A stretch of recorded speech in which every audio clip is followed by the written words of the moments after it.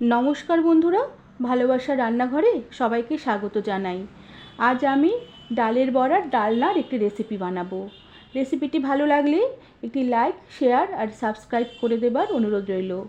এখানে আমি 3-4 ঘন্টা আগে মটর ডাল বেটে রেখেছিলাম।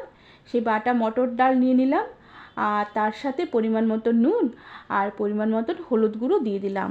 আর তার সাথে বেশ খানিকটা কালো জিরে আর চিনির বেশ কয়েকটা দানা ছড়িয়ে দিলাম আর 1 চিমটির মতন খাবার সোডা দিয়ে দিলাম। এবার আমি বাটা ডালকে বেশ অনেকক্ষণ ধরে ফেটিয়ে নেব। এতে বড়াগুলো বেশ স্পঞ্জি হবে আর ঝোলে দিলে খেতেও বেশ ভালো লাগবে। এবার আমি একটি ভাজা মশলা তৈরি করে নেব। এর জন্য শুকনো খোলায় একটি এলাচ, 1 টুকরো দারচিনি আর জয়িত্রীর একটা পাপড়ি দিয়ে দিলাম।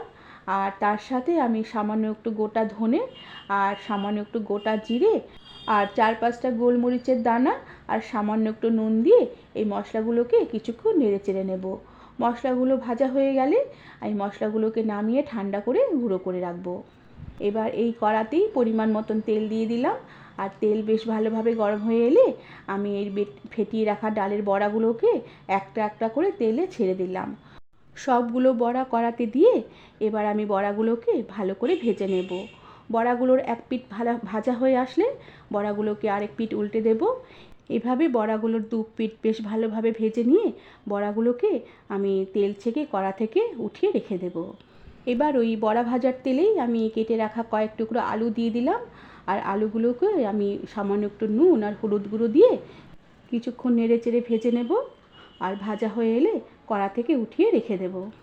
এবার ওই বড়ার আলু ভাজার তেলেই আমি একটি তেজপাতা ছিঁড়ে ফোড়ন দিলাম আর তার সাথে ছোটো চামচের 1/2 চামচের মতন সাদা জিরে ফোড়ন দিলাম। ফোড়নটা হয়ে এলে এবার আমি আদা, কাঁচা লঙ্কা আর টমেটো বেটে রেখেছিলাম সেই বাটা মশলাটা দিয়ে দিলাম। এবার বাটা মশলাটাকে তেলের মধ্যে কিছুক্ষণ নেড়ে চেড়ে কষিয়ে নেব। মশলা কষানো হয়ে গেলে মশলা এবার আমি সামান্য একটু জল দিয়ে দিলাম আর এর আগে যে ভাজা মশলা করে রেখেছিলাম সেই ভাজা মশলা গুঁড়োগুলো দিয়ে দিলাম।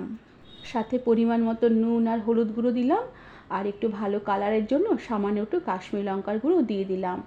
এবারে মশলাগুলোকে কিছুক্ষণ নেড়ে চেড়ে কষিয়ে নেব। মশলা কিছুক্ষণ কষিয়ে নিয়ে এবার ভেজে রাখা আলুগুলোকে দিয়ে দিলাম আর তার সাথে আবারও সামান্য একটু জল দিয়ে আলুর সাথে মশলাগুলোকেও আবার কিছুক্ষণ নেড়ে চেড়ে কষিয়ে নেব। আলু আর মশলা বেশ কিছুক্ষণ কষিয়ে নেবার পরে মশলায় তেল ছেড়ে এসেছে। এবার আমি ঝোলের জন্য বেশ পরিমাণ মতন জল দিয়ে দিলাম আর এই জলটা আমি সামান্য উষ্ণ গরম করে দিয়েছি। এবার আমি গ্যাসের ফ্লেমটা একদম কম করে দিয়ে ঢাকা দিয়ে রেখে ঝোল সমেত আলুটাকে বেশ 4 থেকে 5 মিনিটের মতন রান্না হতে দেব। ঝোলটাকে 4 থেকে 5 মিনিটের মতন ফুটিয়ে নেবার পরে আলু খুব সুন্দরভাবে সেদ্ধ হয়ে গেছে। এবার আমি ভেজে রাখা বড়াগুলোকে ঝোলে দিয়ে দিলাম। বড়াগুলোকে দিয়ে আমি গ্যাসের ফ্লেম ফুল করে দিয়ে আরও প্রায় 1 মিনিটের মতন ফুটিয়ে নিলাম। এরপর গ্যাসের আঁচ বন্ধ করে দিয়ে আমি সামান্য একটু চামচের আগায় করে ঘি দিয়ে দিলাম। এতে ঝোলের স্বাদটা খেতে বেশ ভালো লাগবে। আর ঘিটাকে ঝোলের মধ্যে বেশ ভালোভাবে মিশিয়ে নিয়ে কড়া ঢাকা দিয়ে স্ট্যান্ডিং টাইমে 2 মিনিটের মতো রেখে দেব।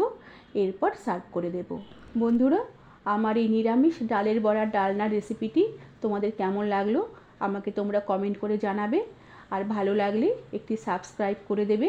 আজ তাহলে আসি, পরে আবার একটি নতুন রেসিপি নিয়ে দেখা হবে। ধন্যবাদ বন্ধুরা।